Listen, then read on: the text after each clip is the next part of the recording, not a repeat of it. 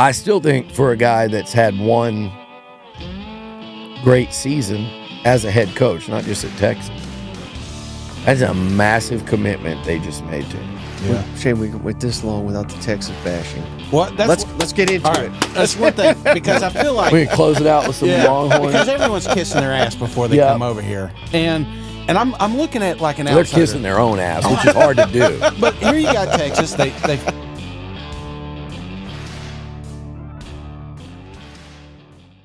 All right, not first time on the show, but first time in studio. Billy Liucci, TexAgs. What's up, brother? I'm good. How are you?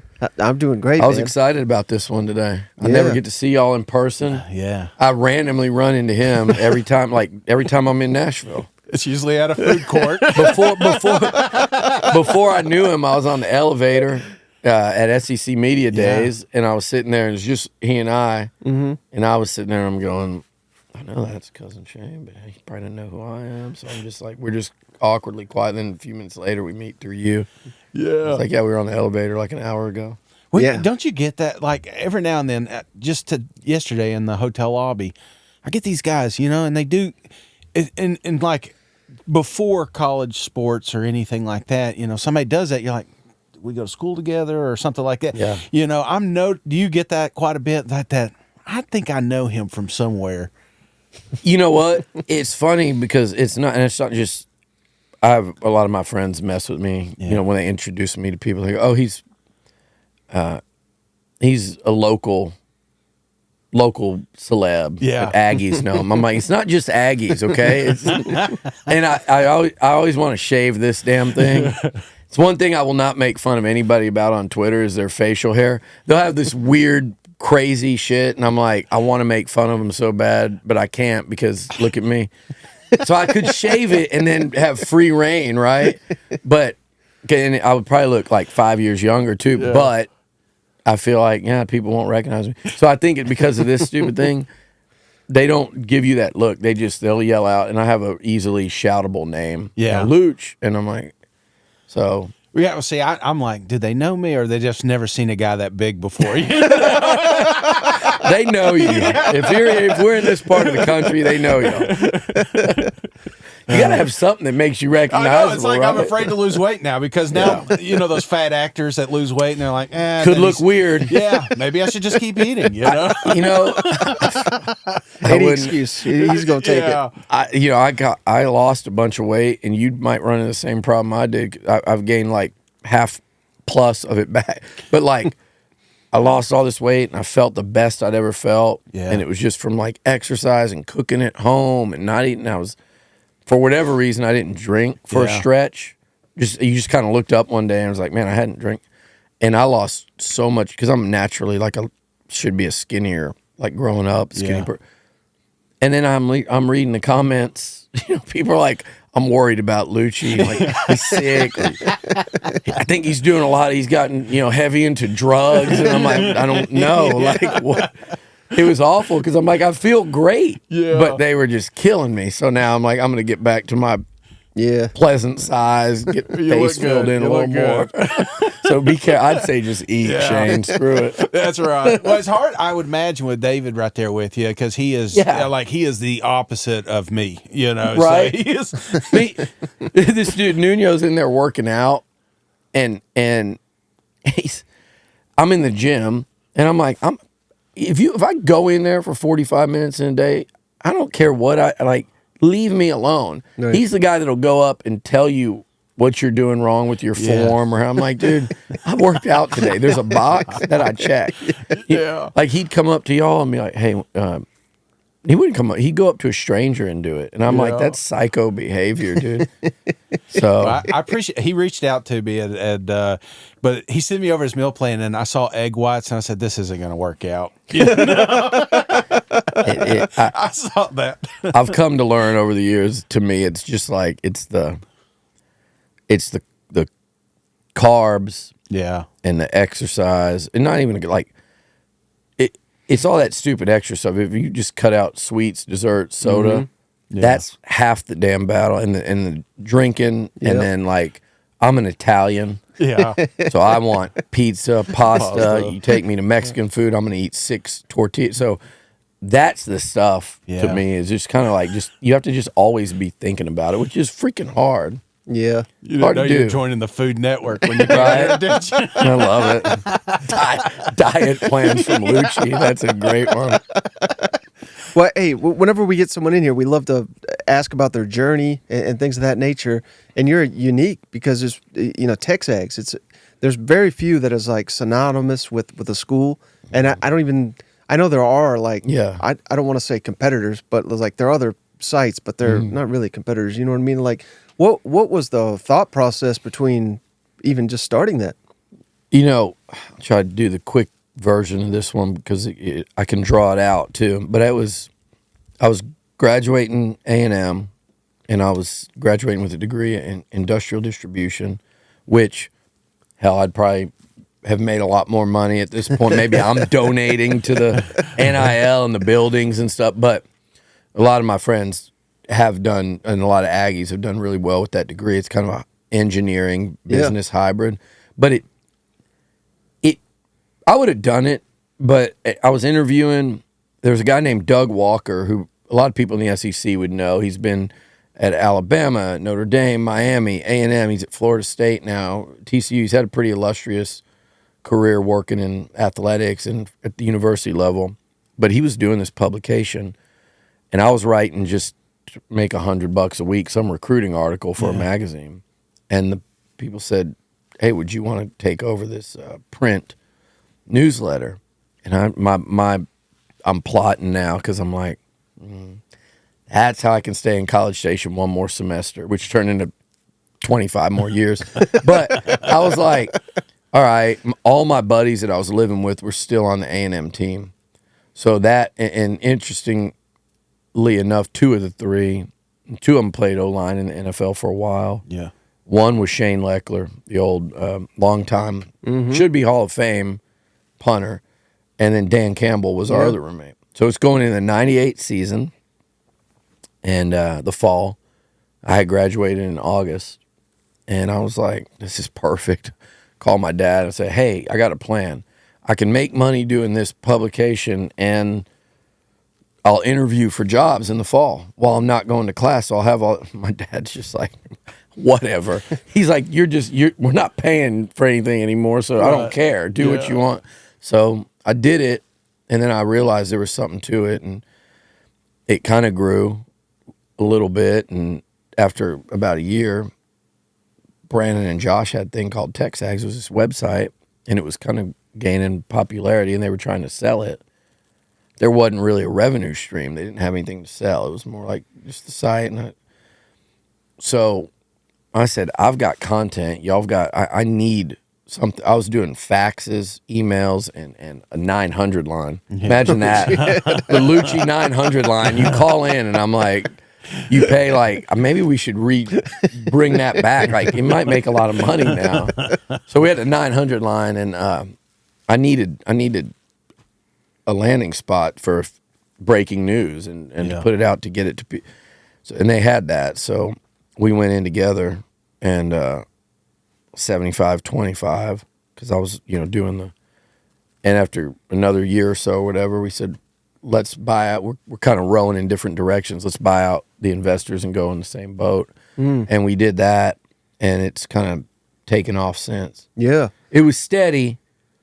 It was steady going up. We were adding personnel, and we started a radio show. But then when we went into the SEC, when A&M joined the SEC, and remember, it was a 2-year thing. Yeah. The first year, it didn't happen, and the second year, it did. So interest shot through the roof during that, and then right when you get in there is the Manziel madness. And that first year in the SEC, and then it skyrocketed again. And now it's been steadily going up again. But what happens is, you guys know this, and everybody listening around the conference know this. The coaching changes, you don't like the ride down to where it happens, but you don't really lose subscribers and interest because everybody's so pissed, especially in this conference. This is what I always say, like Texas fans don't know what they're getting into. It's like the passion and the craziness. Yeah. And I'm lumping A&M in there with the craziness of it is like that ride down. It's like interest goes up, and then you fire a coach, and it's like people going crazy. Yep. And then we have the coaching surge and the flight trackers and all that. And so unfortunately we've been through a few of those. So that's kind of kept it going up. So. The Alabama writers and all, they must be pissed. They hired their coach in 48 hours. Yeah. You know, like, dude, that was such a wasted opportunity. The greatest coaching search of all time. It was over in 2 days. Had it figured out. Yeah. We were saying we did too, because he was like, yeah, you had to go through a coaching chain. I go, yeah, but our coaching search was like, we hired Elko by Sunday. The last game against LSU was Saturday. Yeah. I said, but then what I forgot about was we forgot I was just telling him, I guess it was championship Saturday. Is that one? Yeah. No. Forget, did they do it the day after they lost? No, it was a week. It was a week later. And so it lasted about a week. But the Stoops part of it was that's where it went. That was one of the crazier things I've covered. That was one of the crazier things I've covered in 25 years of it. Yeah. Was that? So are you personally responsible, you think, Yeah. for Stoops not being the coach right now? You see any blood on these hands? I do not. For saving the 12th man. I mean, I am fired up about Elko. he's a nice man. You know, that's what we got to say. He's a good family man, Stoops, but he's a C coach. You would have been getting a C coach. And here was my thing about it. And I was like, okay, like, there'll be a tough football team. I was worried about recruiting at the requisite level, and we know what that level is. Right. I don't care how much NIL you have. I always say, like, people go, A&M's got it's not unlimited, because the limit is when people get tired of giving away their money. Yeah. For losing football teams or players leaving that they, hey, we spent all this money. We got this number one class now. And that's just not A&M. That's everywhere. And it's going to be so fleeting. Yeah. Like Texas fans are flying high right now. They went to the playoff, and they should be. Tennessee would be. A&M would be. Right.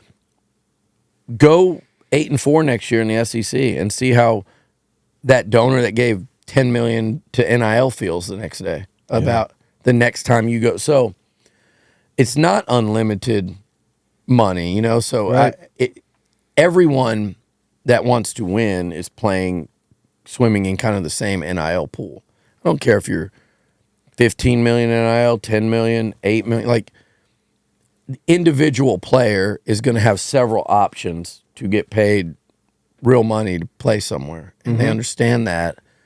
So it's not just like, well, A&M's got NIL money, so it doesn't really matter if the coach can recruit or not. Yeah. It's not true. And I was worried about Stoops in that regard. And then the other thing was, I just felt like there were a lot of similarities. I felt like it was like going and you were firing Jimbo and paying all this money to fire him. And then I felt like you would have been hiring someone kind of in a similar position had he come here. Right. And so now you're paying Jimbo $9 million a year to fire him, and you'd had to pay. They were going to pay Mark Stoops $9 million. So you went from paying $9 million for Jimbo for essentially $18 million to have both of them, and it's just like. So when Elko gives more, I think, hope and energy and excitement. When you heard that initially, the Stoops coming down to A&M, what transpired immediately? Like when you got from a credible source that this is legit. So it was very credible, and it was outside of A&M, and it was, I believe, Friday. I'm like, okay, I don't want to ask around too much because I don't want, sometimes in this business, it's like, well, you try to talk around like reasons why, like maybe. So I'm not going to just blast it out there. I put it in an update on Friday where I mentioned several names. Kyle Whittingham at Utah was a candidate that no one ever really talked about. There were people that were candidates that people, no one talked about.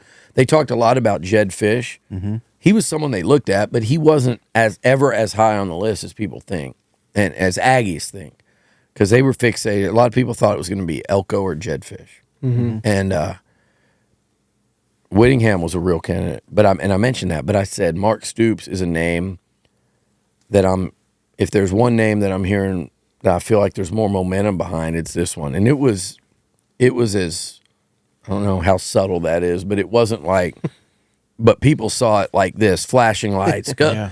And they got so pissed at the thought of it. And then by Saturday morning, it starts coming out, and you guys know how this goes. So Saturday morning, they're talking about it on game day, all the pregame shows. Yep. Aggie fans are getting more and more worked up. And all I didn't put Ross on the spot or anything, but all I said was like, you're going, if you want to know how these regents at this meeting Saturday night, they were going to, I guess, go present, hey, here's our guy. Mm-hmm. What they're going to be thinking, what you're walking into, there it is. Because at the end of the day, all these schools we cover, all these fans watching, we all know this. Yeah. The biggest donors, the most influential people, the regents, they're all, at some point along the way, they started out just like you and I did. Like they were at the school, they were fans, and now they're even more so because they're so personally invested, whether it's their time, their money. So you can look on TexAgs, and you can assume that everyone's reading it, and you can assume that their reaction to something, whether it's positive, negative, lukewarm, off the charts, insane, you can get a pretty decent feel for it by judging that. Yeah. And it sounds wrong, but it's not wrong. It's right, and it's going to be right anywhere when there's a message board of that magnitude. I mean, you guys saw what happened with Tennessee and Shiano, and Yeah. so when it was going like that, I was like, man, this is going to be interesting to see if they can get this across. But it felt like it was across the finish line, really. Wow. I mean, I think for Mark Stoops, it was. And I don't know if anybody will ever say that, but, like I have it on pretty good authority that he told his coaching staff he was leaving. Mm-hmm. And then had to go back. I don't know, like, hey, gotcha. Don't fire that email just yet. Hey, about that conversation. So, yeah, and then it starts going that it's not going to go down. And I'm like, wow, this is because the Kentucky people, I saw even like, was it KSR? Like there were tweets like, thank you, Mark. Like everybody, it was real, and it got nixed. I think across the finish line. I think they were like, wait, turn around, walk your ass back to Lexington. Do you think that sped up the Elko hire though? Yeah. Yeah. Yeah. I think there were a lot of people that went, look, we did the due diligence. Yeah. We looked nationally. They looked at, Dan Lanning. And I think you and I talked back then. I was like, they can't hire him. And Bama couldn't either. Right. That buyout is so prohibitive. And nobody in the media, it's $20 million. Mm-hmm. There are Aggies that would say, I'll pay $20 million to buy out if it's the coach we want. It's not $20 million. It's like more like 50. Yeah. Mm-hmm. And I think, DeBoer was absolutely on the board, but he also wasn't. And who knows if he knew about Saban too. But yeah, you weren't going to talk to him until Washington was done. A&M couldn't afford to wait on that. So I think there were a lot of Aggies that mattered that at the very beginning. Was Campbell legit? No. Okay. They checked, but Dan, I told everyone from the beginning. I said it on media or whatever. Dan Campbell ain't leaving Detroit. Not right now. Not until he either accomplishes what he's there to do and brings that city a championship, or it doesn't work and they get rid of him. He's not. And could you imagine A&M hiring a Super Bowl winning coach? No. Like how awesome would the maybe someday. Maybe someday. It would take someone unique like that loves the school. You know what I mean? Yeah. Like Alabama's not going to go hire Andy Reid. You know what I mean? Yeah. Like he's not going to go to fucking Alabama. But if it's a guy that played there that loves, that. I don't know. That'd be some big time Disney cachet movie right there, waiting to happen. but Dan, man, I'm telling you, that dude, he is the most loyal person I know. In my life, I've never met someone more loyal. Someone that's a a better friend, and he truly cares about the players at the NFL level, and that's it's rare. I'm not saying there aren't other people that do that, but he really, really does care. And it was really cool going up there to Detroit for those playoff games and getting to see that. And there's a lot of Aggies on that staff, actually. His D coordinator. So right now, Dennis Allen, he played safety at A&M when Dan was there. Mm-hmm.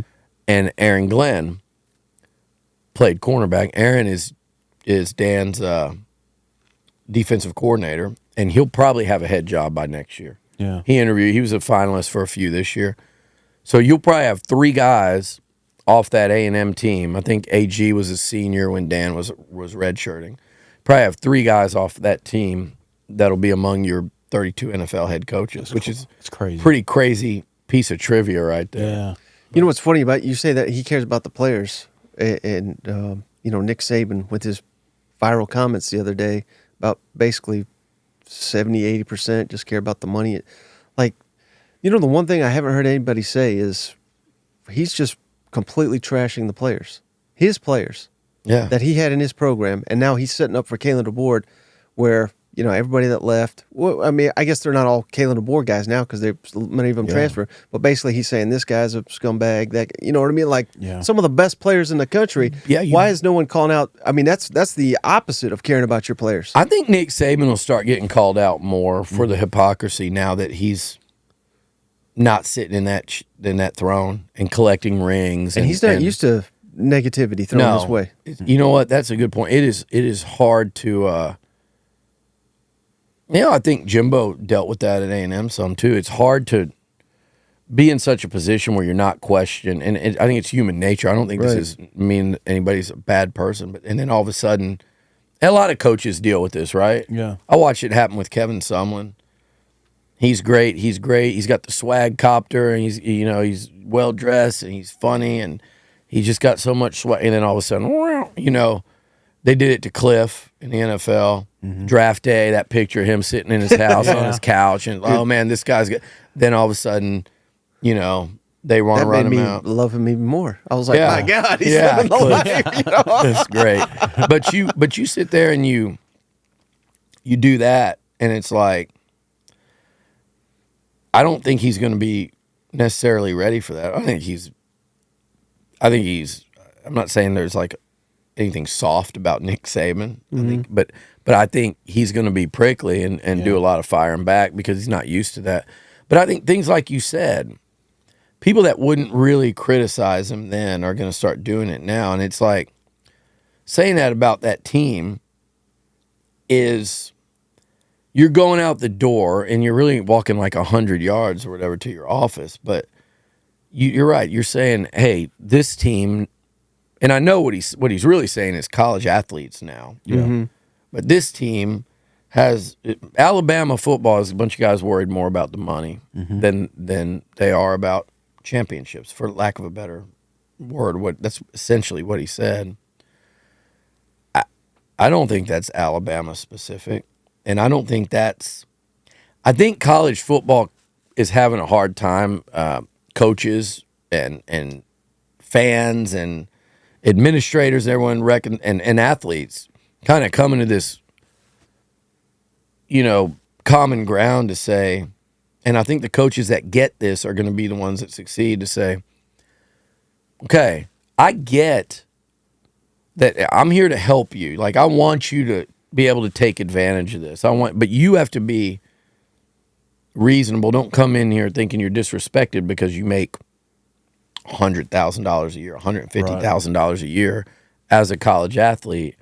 Don't come in because you heard of the linebacker at Auburn making $250 that me as a coach, or whether it's Kalen DeBoer or Alabama football or like that, we're disrespecting you. Now let me help you, because in this, the people that failed us are the people that let this happen. The athletes didn't fail anybody.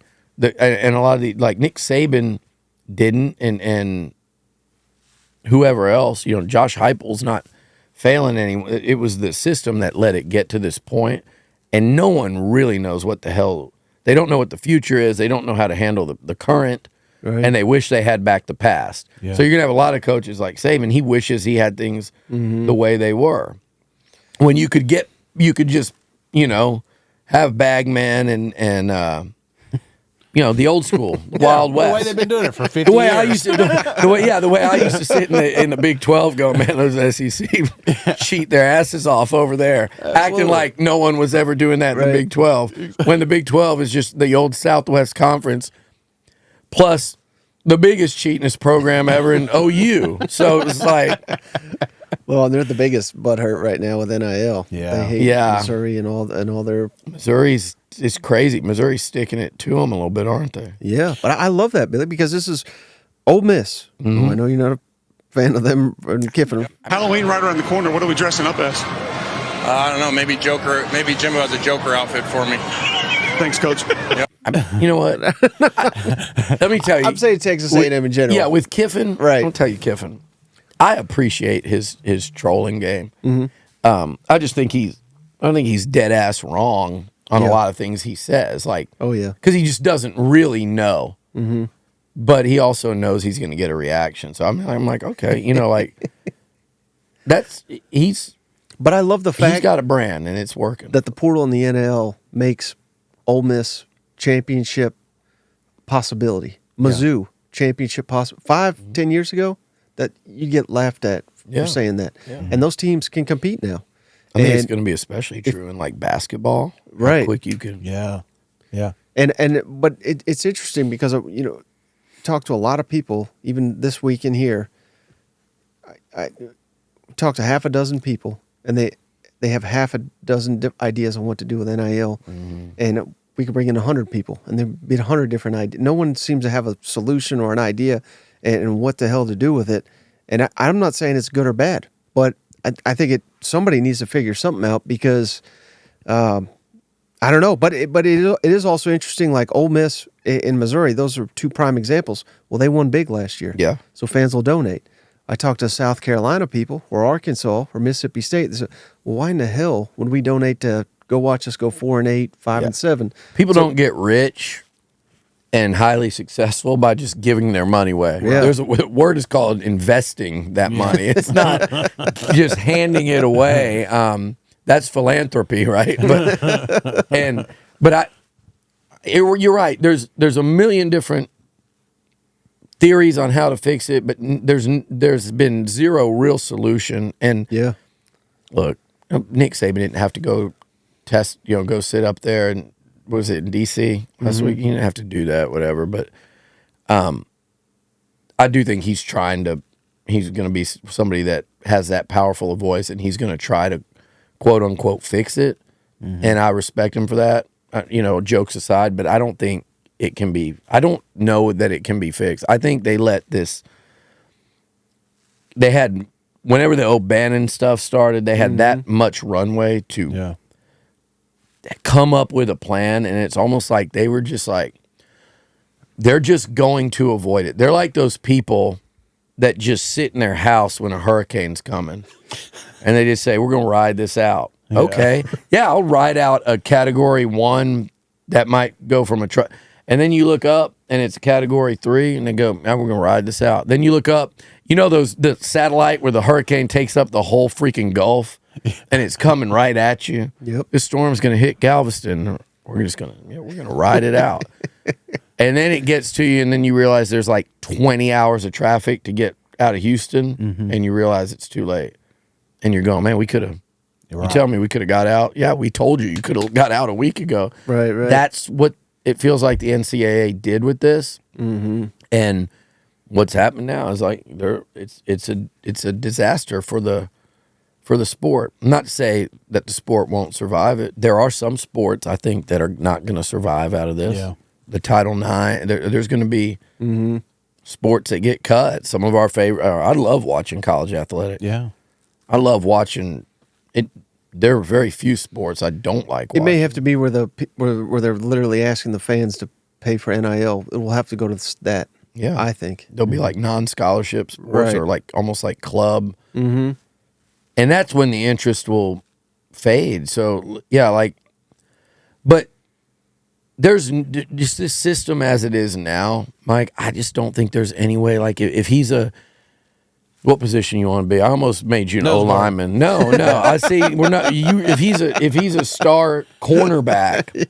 Okay, We're in trouble. Right. Yeah. If he's a star corner for Tennessee and he has a good year or doesn't play or has a great year and he loves Tennessee and he loves Josh Heupel and he loves the Vol fans and that guy is and 84 other guys, whether they were bench guys, true freshmen that sat out, or your all SEC, all American player. Mm-hmm. Every one of them is going to have no fewer than a half dozen options to go play somewhere else for more money than they're making.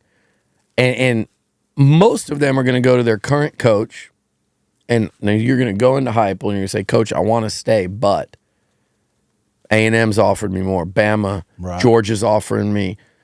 That tampering part of it, I don't think there's any way to get that under control. So, like, imagine being a head coach, or imagine like Mike Elko or DeBoer, new coaches, and you have like a matter of weeks to keep every one of your players and recruit a class and hire coaches and do the media tour. And imagine going to, and by the way, half your staff's prepping for some meaningless bowl game that your fans don't give two craps about. Yeah. And you got 85 just like him that probably really do want to stay. Most of them, like, they really do. Like, hey, I want to stay. Coaching change, that's not necessarily the case. Right. But, like, even the holdover coach, like, hey, Coach, I want to stay. But, you know, and to Kiffin's credit, he said, hey, we benefit from this thing too, but it's messed up. Right. As long as you say that, I'm okay with it. Mm-hmm. I'll say A&M, the myth out there was this money that was being thrown around about A&M, and it was completely false. It was a lie. It was a fabrication. But I would also never sit here and say A&M's not like a big winner and player in NIL. Yeah. You can be both. Mm-hmm. So Lane Kiffin can say, hey, I hate where this is headed. It's out of control. As long as he says, we benefit from it, and we figured out how to benefit from it. Mm-hmm. And that's what the Ole Miss fans want to hear. That's what I think. As long as you can say both, because it's a mess. So Kiffin he knows that they'll lose a good player at some point because you offered him more, or they'll lose a backup because he didn't start, because he'll have 10 different options. So, well, he just played it so masterfully with the Auburn job. You know, there's always rumors with him. Mm-hmm. So give me the NIL, or I'll leave. Yeah, winning big. We need. He said after I don't know if you remember this, but they lost by like 50-20 to Georgia. He said, we don't have the players. Yeah. They got, again, he needles the fans. Mm-hmm. Give. And it's, again, if they go 8-4 this year, it's a complete disaster. Yeah. With their schedule, with their talent, they should win. We had Neil McCready in here. He said, I've been covering Ole Miss for 20 years, whatever. He said, 9-3, 9 out of 10 Ole Miss fans will take it. He said, not a damn one will take it this year. Yeah. It's 10 or 2 minimum. I think that's fair. And if they don't, if they don't win it, then people are going to stop giving. Yeah. So I don't know if that's sustainable. Even he's like, I don't know how sustainable this is. Not. But they're like all chips on the table right now. I've talked to so many NIL people at so many different places, and they're all just so scared of just like, they all know we can't do this for very long. Right. And we damn sure can't do it like, that fourth quarter game you're in against, Mississippi State or whoever, whatever team. If it's Kentucky that's sitting at, or South Carolina's 4-5, 8 games in, and you're in a second half game when you're in the fourth quarter and you're up 6 with the ball, and you need a few first downs. Yeah. Those first downs are more valuable now in this sport than they've ever been. Yeah. Because it might be that loss that sours, you just don't know when it's going to come, where it's like it sours them to the point that it's hard to get them back. And then the next thing you know, when Cousin Shane comes up and says, hey, Coach, I like being here, but you're like, well, I like you as a player too, but you might want to go where you can get more money. But don't you think there'll be a shift from, let's say, scholarships to contracts, if you will? Yeah. Like locking these kids in because it's a job now.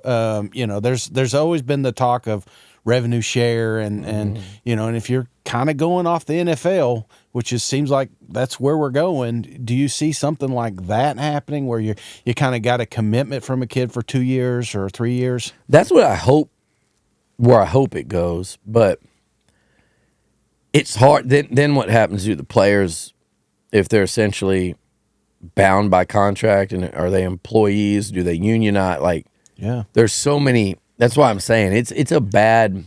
There's not an easy answer. I would like to see something like that, where it would help. I think the players and the coaches, because the coaches could have a better gauge on it. Hey, is this guy going to contribute, or would he be better off somewhere else? And that's a selfish thought by a coach. It's self-serving, but it would also be good for the player. And it keeps them from getting frustrated and kind of giving up on it too soon. Yeah. It's crazy. It's weird, like this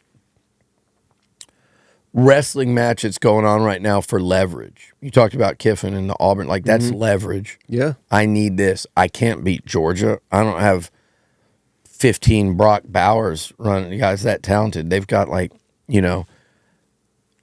the same time, every player's got leverage. Mm-hmm. And look, Quinshad and Judkins, they had to reach a point they did. They had to reach a point where they were okay letting one of the best running backs in the SEC and country walk. And Ohio State, I'm assuming, this is an assumption here, was willing to step out there and do more. And Ole Miss, there are some guys they got in the portal where I believe they said, okay, we are willing to do more than the school this guy's at. Yeah. And so it's a constant, you have to be thinking 3 moves ahead, and it's constant, it's legitimately like Moneyball. Yeah. And it's at every position on your depth chart. And it's and I know they can't, cut deals in recruiting and stuff, and we can all sit here and say they don't, like you said, players weren't paid, like Nick Saban seems to be trying to say. They weren't paid before NIL, but you still have to look at recruiting and say, okay, we can't sign that kind of class because when they get here, they're going to be NIL. So you're NIL. So you're constantly having to figure out the portal. I think you have to have – this is what I like about Elko's staff. There's so much more organization and plan to it. And this is not exclusive to A&M. Obviously, this goes on, but I'd imagine it goes on at the most successful places in the SEC where you got to have someone every day analyzing and studying the portal, scouting guys that you have no idea whether they're going to go in or not. Right. Every day recruiting, every day roster management. Yeah. And managing your roster, determining what, again, who you're going to let walk, what positions are going to be a problem for you. So you have to kind of have all of those separate arms now, I think. And it's like a daily thing where you can't leave it untended. What's crazy with that is we grew up watching some great coaches that were great at developing and, building something. And now it's almost looked like, using your words, like managers. We're looking for business managers that can facilitate, transfers through the portal and whatnot. So it's not so much, hey, I can work with this kid. I see something in this guy. If I work with him for 3 years, he could be a future Hall of Famer in the NFL. Yeah. But they're getting bound, like you see it with Mertz, down in Florida. Yeah. Here's a guy that just got left out to dry, and then all of a sudden he didn't just become good at football. Yeah. He got developed through different organizations, and now he's successful at Florida. So it just feels like, and I feel like that's what Saban was coming across with the way it's been for 50 years, that he wants to kind of get it back to that a little bit. Yeah. And I feel like that's what this sport is starting to lose a little bit of. I do too. And again, like what Saban's saying is true. Like, there's a lot of coaches that I think are going to go his route. I don't you look, there's guys like Jay Wright, Nick Saban. I mean, these guys are like legends. Nick Saban, in our lifetime, I don't think there'll ever be another one like him. You know, and everybody around the SEC, he's that one guy that everyone around the SEC in college football, you can hate him because he beats your team, but you're damn sure going to respect him, and you're damn sure going to acknowledge that he was the best. Yeah. And I don't think you'll ever say that about anyone else. You know, not anytime soon. That's for. I mean, everybody gets dethroned at some point, but he's going to have that for a long, long time. But like you said, part of the reason why. Yeah. I remember playing Bama when A&M got in the SEC, and after that first couple years when Johnny and Mike and that offensive line, they could give them hell. After that, you start really noticing, like, oh, damn. Like, they got these freshmen running around that are just running down on kickoffs.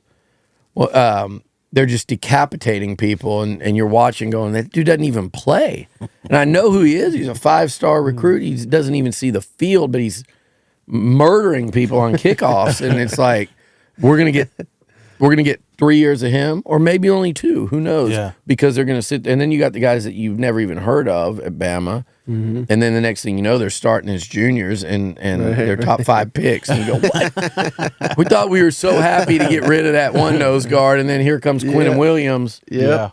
Who was the guy that was the top 5 pick? He just obliterated my man Travion Williams in that game there. This one returnable by Speedy.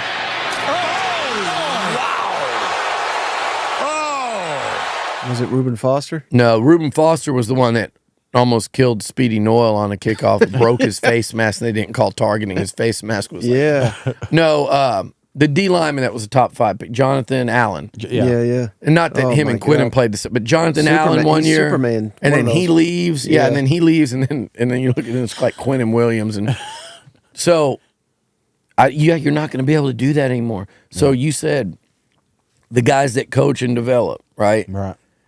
Coaches either called like, man, he's a ball coach, or he's a CEO coach. Yeah. That's what we used to say. You know, oh no, he's more of a CEO style. No more. Like, you have to be both. Exactly. So even the best ball coach had better understand that I'm CEO coach. And just keeping it to what I know, which is on the A&M side, is Elko's really good at that. I can already, you know, he kind of honed that at Duke for a couple of years, but he understands that I'm going to have to go meet with the big donors. I have to have a friendship, like a real relationship, a real working relationship, preferably even a friendship with my AD, my university president, the other coaches on, you know, in the department. I've got to do NIL. I've got to do portal. I've got to do day to day. You better be able to do both now. And I actually think another guy that I've watched kind of go, okay, I think he's doing that there is Sark in Austin. Yeah.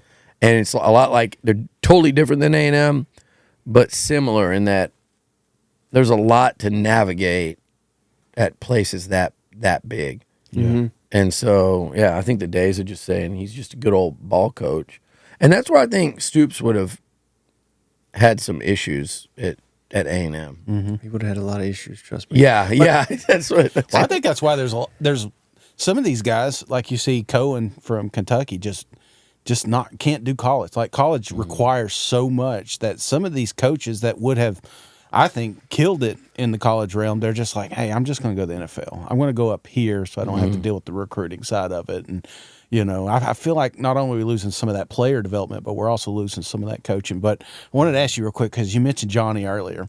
So, by the way, if you've not seen the documentary, Billy, I think, did you get paid for that as much airtime as you were in there? I think I bought them lunch. That's probably what That's got what me. Paul said. He said they didn't give me a damn lunch. He was in the Swamp Kings. Yeah, after they came in and they had all these lights, and it took forever for them to set up, and it was a great interview. Yeah.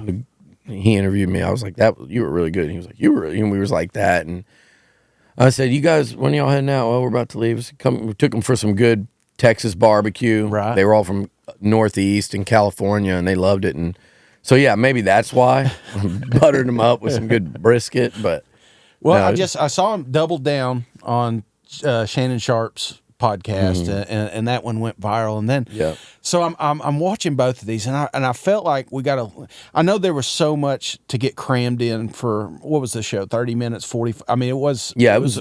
It felt like this. Felt could like be, it was like an hour, maybe. But yeah, It felt like it could have been an 8-episode series. Yeah. You know. So, were you surprised by anything that Johnny brought up during that interview with Shannon Sharp?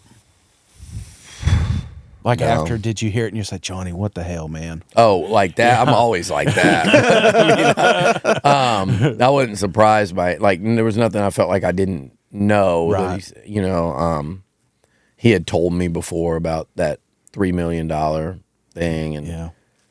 it's funny because Shannon even said, he was like, remember, this was before NIL. I'm like, yeah, like, I'm like, didn't Cam Newton get in all that trouble for like 200,000? And I know any Aggie and any sports fan will be like, yeah, Manziel at $3 million would have been a hell of a bargain. I'm like, yeah, but they might, if things went the wrong way, they might not have even had football at A&M anymore after Right. that. But it is unfortunate that he couldn't have taken advantage of that NIL. Because, God, I mean, talk about someone that, as an athlete, that would have deserved whatever money anyone would have given him for what he did for the visibility of that football program, that university, the fan base, just the town, everything. And to think that he had to run around and break rules just to get anything. Yeah. So I'm glad he loves seeing the athletes now get Right. paid, and he, he's a champion for, you see what he's doing with Reggie Bush, and his contemporaries, I wish people knew what they thought of him. The guys that played against him in the SEC, the guys that played with him in the NFL. I mean, I know there's some guys in Cleveland that would be like, yeah, man, that guy came in and pissed me off that he wasted that talent. But he's also got some great friends still to this day that played with him in Cleveland. Right. Piggybacking off that, though, I'm not trying to bury the guy or anything, but Kevin Sumlin, how do you? It almost feels like you have to screw that up because A&M was so hot, and I know Johnny he deserves all the praise he gets, but it wasn't like he was doing it alone. Mike Evans and all these great offensive linemen, a lot of great defensive players. Myles Garrett came soon after. How do you think? I don't know. I feel like that was a huge opportunity wasted. It was. And by the way, Texas was down. They had Kyle Allen and Kyler Murray right after that, too, who I think they're both in the NFL still. Kyle has had quietly a great career, as a sometimes starter, sometimes backup. The Kyle thing, I think, really kind of did, start, was the beginning of the end for Sumlin. It wasn't immediate after that. Trevor Knight helped put a giant Band-Aid on that. You probably remember him in that Tennessee game. That was a wild one at Kyle Field. Josh Dobbs and Trevor. Yeah, let's just move on. Hey, A&M. That was one of the toughest games because it was such a wild Alvin ride Kamara. to that. Yeah, Kamara went crazy. Yeah, and that was targeting. I mean, I'm saying it on TV. You're talking about the long run. Yeah. But I was sitting there going, who the hell is it? Travion Williams went nuts that day too. Yeah. And then fumbled at the one. That game was over. Unbelievable. Yeah. I was like, yeah. He was A&M's had two backs lead the SEC in rushing, I think, two. Maybe did Isaiah Spiller lead it or finish second? But at least two, if not three. But it was Travion, who, you go look at his single season that year. It's up there. I think he's sandwiched between like Bo Jackson and Herschel Walker.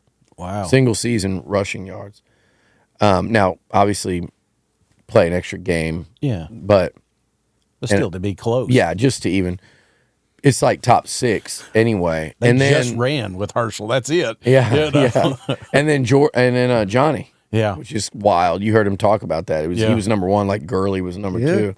But where were we going with this Tennessee? Trevor Knight, how they Sumlin, screwed Kyle that all Allen. up. So, yeah, man, like, I think in one day, and it was here in Nashville, he had benched Kyler and started Kyle against Vandy in the coldest damn game I've ever sat at. And I remember waiting, and A&M was in the locker room. You know, Vandy, it's that little bitty like room down there in the end zone, and I'm standing there, and I hear somebody like, "Hey, what's up, Luch?" And I turn, and it's Kyler in uniform, not in a bad mood, just sitting out there, and he's talking to me, and we're talking, and nothing. He's not sitting there, you know, slamming the whole deal, and we're just, you know, what's been up? How you doing? All right, you know, and Yeah. then I realized we've been talking for like 10 minutes, and the team's in the locker room. And that's when I knew. I was like, man, he's so checked out. Like, he doesn't even desire to go in the locker room. Right. And there's probably no consequences to that, you know. And I think the problem was Kyle, I think they kind of said, okay, like, if this is how it's going to be, like, then we got a pretty good one here in Kyle. Kyler's got the potential to be amazing. We knew that when we recruited, but Because a lot of people say he was the best high school player in Texas history. yeah, he was. I think he was. I think it's hard to. You can argue it. There are guys like Vince Young, and obviously there's a million Adrian. Well, just to be in that conversation, Kyler might be number one. I think he is. You know? Yeah. So, and his dad played in A&M, so it was touchy. But I think Kyler struggled. Kyle started to play good. They finished the year with Kyle. And obviously they would have tried to keep both. You always, but I don't think there was a world they lived in that they thought Kyle was leaving. Right. And so, because he ended the season as the starter, and all of a sudden, boom, he's gone. There was no build-up. There was no portal. He's gone. And then you're like, okay, well, hate losing him, but that kind of clears up that. Mm-hmm. It's the Kyler Murray show is about to start. And you know who it was going to start against? It was going to start like 10 days later against Lamar Jackson. Oh, wow. Oh, wow. You're going to have Myles Garrett, Kyler Murray, Lamar Jackson on the field, Bobby Petrino at Louisville. Yep. But it was going to be Kyler versus Lamar in some, I think it was a Music City Bowl. Yeah. A lot of Nashville stuff here.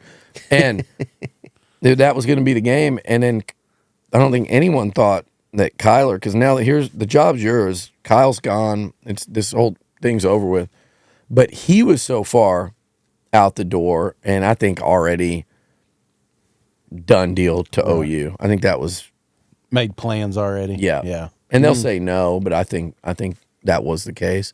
So for Sumlin, I think it just goes to show you. I think you can probably, Mike, and I'm the guy to ask when it comes to A&M, but I think you could talk to anybody that covers an SEC team, not that hasn't won the title and that hasn't had that run.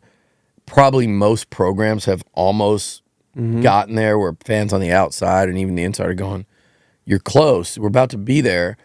And if you don't finish it and close it out, it can come unraveled in a damn hurry. And you better be an elite coach. And some coaches would tell you, you better be able to just up and leave ahead of the posse sometimes too. Yeah. So you're in this little window where you're like, okay, do I take it and do I go for it here? Or is now the best time to just dip when, like for Sumlin, when USC comes calling? Mm-hmm. For, Jimbo did that. Even though he'd won a title, he did that and left for A&M. Do you make that move or do you stay and try to see it through? Because it's still going to be really hard to see it through. Yeah. And most coaches, as we know, don't get there. Most of them get fired. They either find a new job and leave or they get fired. Right. Most of them, though, don't leave these big SEC programs because every time they threaten to, they get a damn $9 million 10-year. Oh, is that never? I'm sorry. But even like, look at Texas and Sark. He's not threatening. He didn't threaten to leave, but that contract, I'm sorry, man. I know it's not Jimbo's. And there are 7 guaranteed whatever it is. I could be wrong. 7 guaranteed years on that.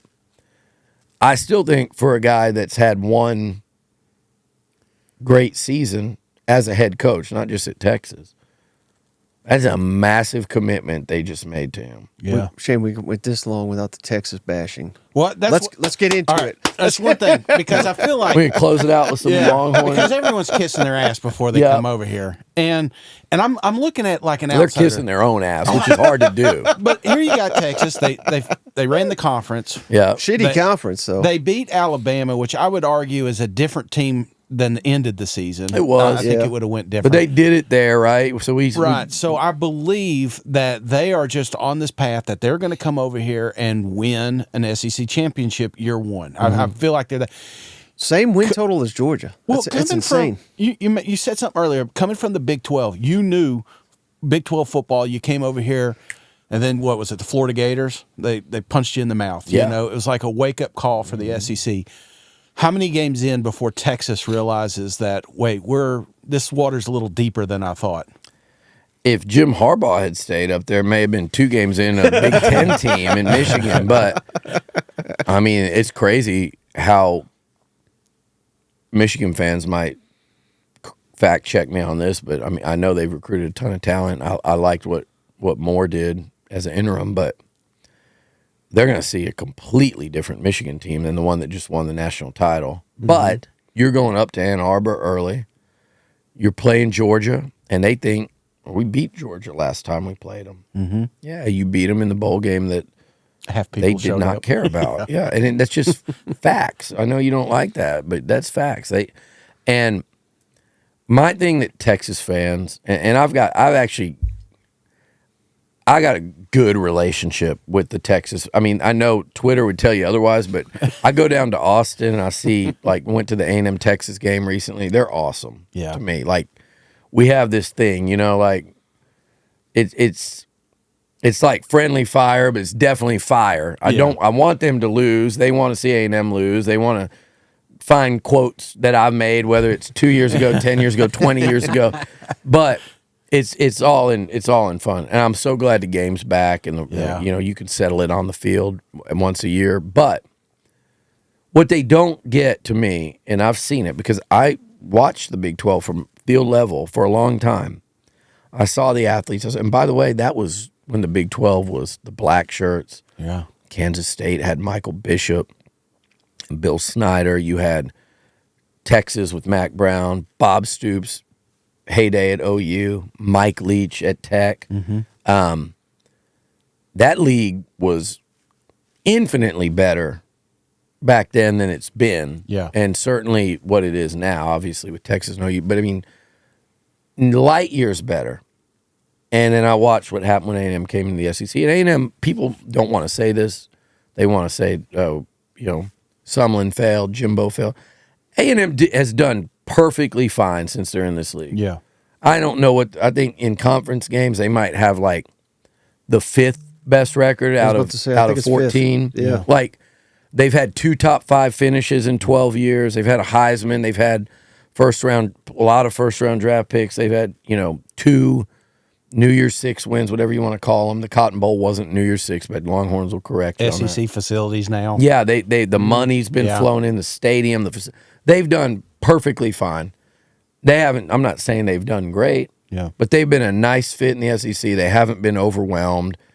They've done what a lot of teams have done. They're now on their 3rd coach in 12 years. That's pretty common. Might be even a little less turnover than most. Yeah, we're Tennessee guys. You don't have to tell us. Yeah.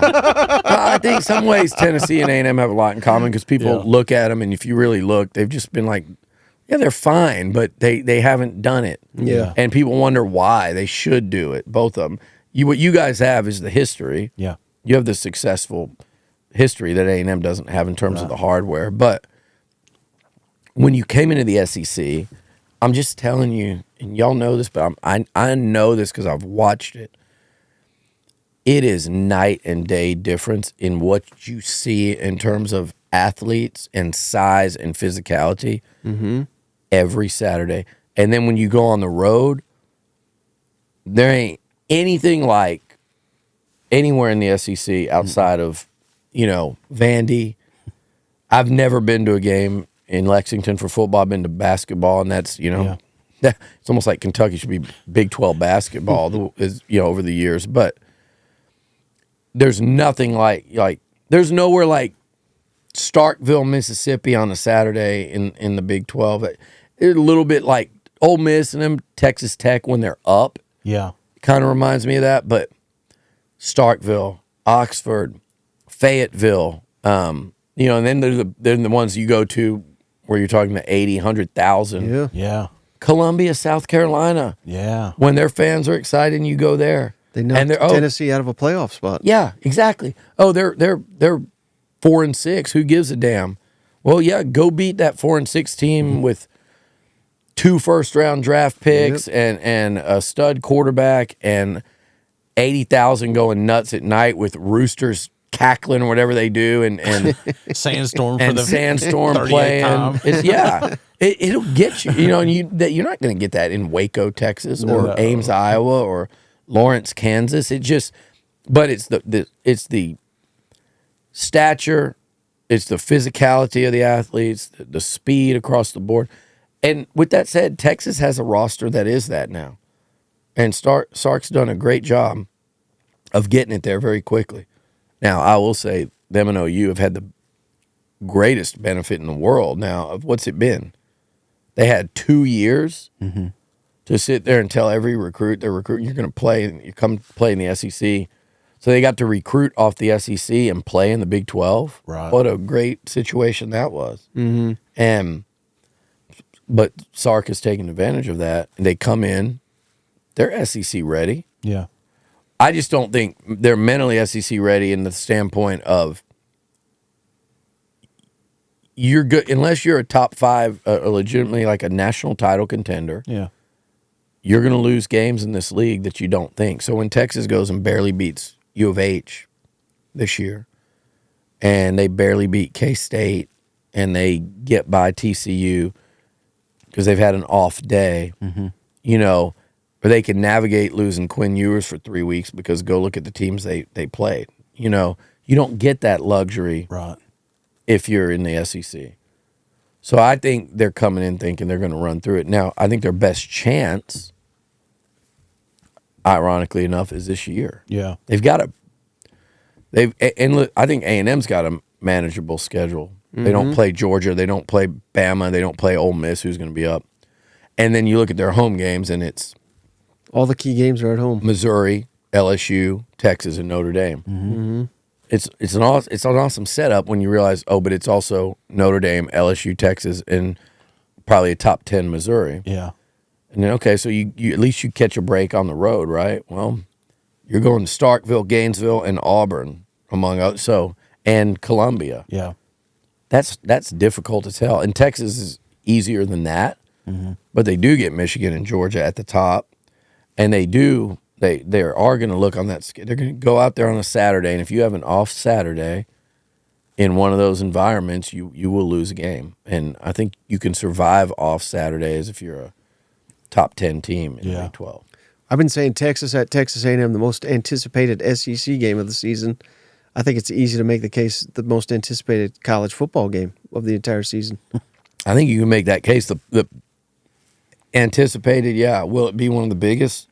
TBD, right? Will Texas be as good as most people think they are? And I think they deserve the ranking and the accolades. I also think, though, that in the last couple years, Sark's, if you go look at it, he's probably like 2-7 against teams that you would say are comparably talented. Yeah.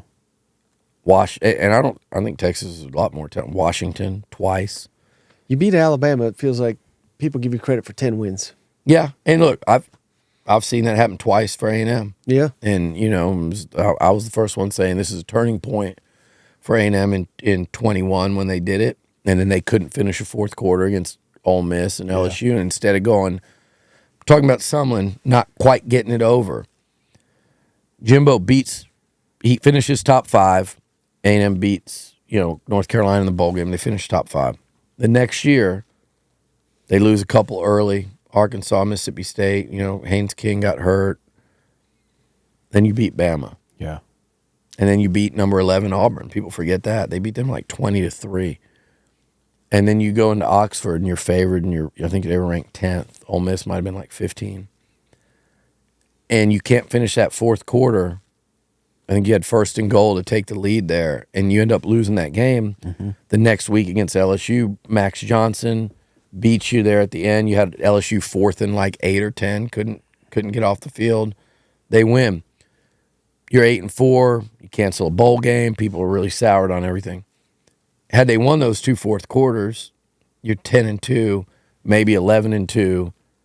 Maybe you're 20-3 over the last 2 seasons with 2 top 10 finishes, and this thing goes. So, just exactly what you said. I'm saying about Texas there. You got to go finish games on the road in this league, and you got to do it every time out to reach those levels, to keep the NIL happy, to live up to the expectation, to prove that you belong in the conference. But that's what makes it fun to me, covering this league. That's what makes it fun, because outside of Bama and now Georgia, like, it's very hard to really just sustain dominance. And even those teams lately, they play a lot more close games than people go, oh, it's no parity. It's it's too lopsided. There's just the same couple. Dude, Georgia gets tested. I watched Georgia. I thought Auburn sucked when they came to Kyle. Game. Auburn, Mizzou. I thought Auburn was terrible. If you'd have said, what's the best bet in college football this year, I would have said Georgia's only favored by like 13 over at Auburn. I just watched Auburn. A&M's not very good. They beat them like 27-10. It should have been way worse. And a week later, Georgia had no business winning that game. Right. So that's what's so great about this conference. And that's what I tell my Texas friends, my OU friends, is you're going to hate it, but you're going to love it. You're going to love it. And like SEC Media Days, we love that. We love this tournament's badass.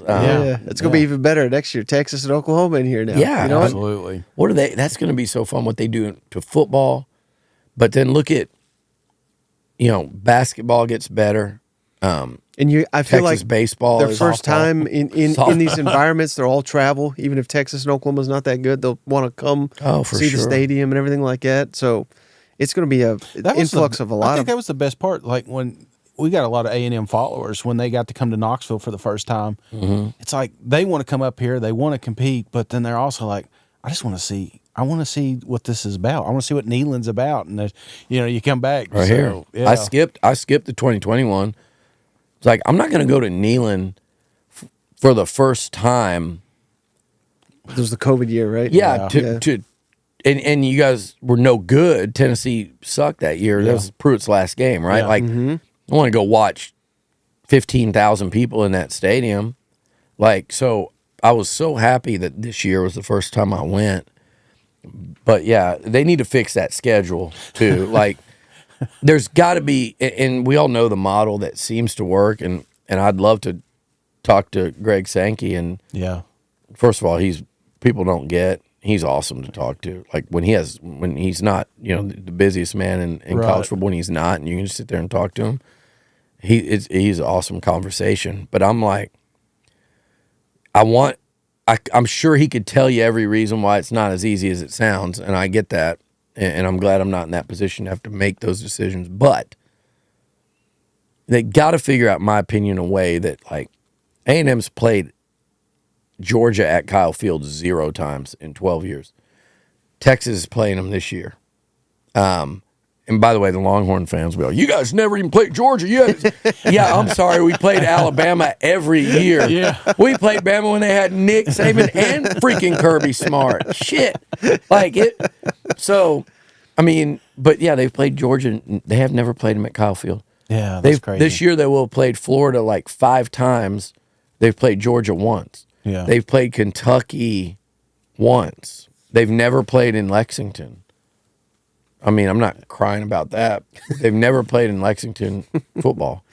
Like, that's crazy to me. And so you talk about the first time going to these, they have to set it up. I would love to see like the idea that come to fruition, but it has to be with a 9th game to where it's like every 4 years as players and as fans, we get to go everywhere. Yeah. You check everybody in 4 years. And all I keep hearing is half the league is fighting that tooth and nail. I don't think it's going to happen. They refuse to go to 9. Yeah. And especially now with the playoff. But I think again, the odds go they're down. just scared. That's all it is they're scared they're going to get left out. The playoffs expanded to 14. There's going to be more 2-loss teams, 3-loss teams getting into the in the playoffs. So then a 9-game, because it's I'm with you guys. I think it's got to go that way. Pick your 3, and then let's just rotate the rest, and then that way you get to hit every cathedral. The experience, the experience is the fun of it. Knoxville was incredible. Like I shot it to the top of my list. Personally, I love the city. The when you walk into the stadium, like I liked Athens, the town, and it was, that was really cool. And Cool that's way up. town. Yeah, yeah. And I love Tuscaloosa. That's a party to me. Like that's and the way they do the game day and all the singing and all, it's you just want to pull your phone out. But I could have Rocky Top. And by the way, that was a crappy football game. But for both teams, you watch that day and you knew neither one of them were any good. That's always a shitty feeling in mid-season when you have to sit there and you go, man, we almost beat Bama last week and thought, but then you watch and you go, we're losing to Tennessee and they're not even very good. And Tennessee fans are watching going, we're beating them, but we're not. When that happens in the SEC is when you know you're screwed. You felt dirty after that win. And I felt dirtier after being up till about 6 a.m. that night and all the walking through Knoxville. Absolutely. But Hey, last thing for you, Billy. Any thoughts on the game coming back? Should it be Saturday? Should it be Thanksgiving? Should it be Black Friday? Or do you not care at all? I think it should be Saturday. Do you? I don't think Black Friday, I feel like you kind of get lost in the, I don't know. It just feels like people forget there's football. I mean, Aggies and Longhorns aren't, and obviously everyone's going to watch. But I think just Saturday and the regular season, Thanksgiving weekend. Thanksgiving night to me, it just you got NFL all day, and I know the Egg Bowl's that day too. But I mean, you got NFL all day, and I just think it messes with both fan bases trying to get to the games and do Thanksgiving with the family. And I know it's tradition, but I'd like to see it be just that last Saturday of college football season. That's my opinion. I'm not going to complain. Didn't Del Conte come out? I mean, he seems to like he's got some idea, even though he wants may it not. Thanksgiving night, right? Thanksgiving 9-game. He's setting the rules. Well, that's going to be interesting. CDC's Elko doesn't care, and I believe that he's like Elko's interesting. He's incredibly smart, but he does not talk to you on a level that he sounds like he's talking, on a different level than you. Whether it's me, you guys, any a recruit, players, other coaches, media, like it's a fun listen. It's a fun conversation. Yeah, CDC, I think they're just come in here and make every decision. That's because that's how they had it in the Big 12. That's why a big part of why the Nebraskas and the A&Ms of the world left, and so that part will be fun. But I agree. I don't agree with him, but I don't think there's anything wrong with wanting to play Thanksgiving night. I think that's to each their own. I prefer Saturday. I think it's a big enough spectacle that it doesn't need this because it's not a standalone night. Yeah. It's a standalone at the end of a day when everyone's sitting around watching the Cowboys and hopefully now the Lions, where we used to just ignore that one. Hopefully they're watching the Cowboys and Lions. They're playing a third Thanksgiving game now. Thanksgiving feels like an NFL day. Yeah. I mean, I love SEC football, but I'm in and out of Ole Miss, Mississippi State on Thanksgiving night. Like, I'm not just locked in. I'm tired. Yeah. What's that called? That tryptophan that kicks in. You've had turkey all. You're on like your second round of leftovers. I think it's easy when you're on the outside. You're like, oh yeah, football on Friday, because you don't have to go to it. Yeah. I can sit there, eat my leftovers, and watch good football games. Yeah. So I'm kind of torn myself. I love the Egg Bowl, one of my favorite games. Friday would be kind of cool, though, just to kind of have everyone watching you. Yeah. Of course, they're going to watch you anyway, even on Saturday. So it's good watch. Yeah. All right, Billy, I appreciate you so much, man. All right, buddy. Before Thank you go, tell the audience where can they follow you? Where can they find you? Twitter and Instagram, if you really want to see like my personal life pictures. I guess I don't know why I said Instagram, but they're both just at Billy Liucci, Liucci, and then you can find all our stuff at TexAgs, or you can come on there. There's the premium subscription. Obviously, the free forums are a free for all as well. So they're a lot of fun SEC banter, and people seem to come from all over there. And we're just getting started. Yep. Texas Absolutely. and A&M Love what colliding you. again. Hey, I love what you guys are doing here. You know that. I say it every time, but I want people to hear. I hope you guys know, like walking around when I was telling him when I tell people I'm gonna go on, you know, they're like, wait, what are you up to tomorrow? I'm doing this, this, and that. And how they just go, oh hell yeah, that's gonna be, you know, Mike and Shane, like you guys are doing great stuff. It's fun to be a part of it. I You thought there'd be appreciate you. more beer here, didn't you? You offered me one. I didn't. Y'all offered me Where's the the- beer at, Mike? Y'all offered me this, but I was like, if I drink this, I'll start sneezing the whole time, and everybody will laugh, and I'll be a meme or something. Absolutely. Thank you again. All right, guys. All right. Yeah, that was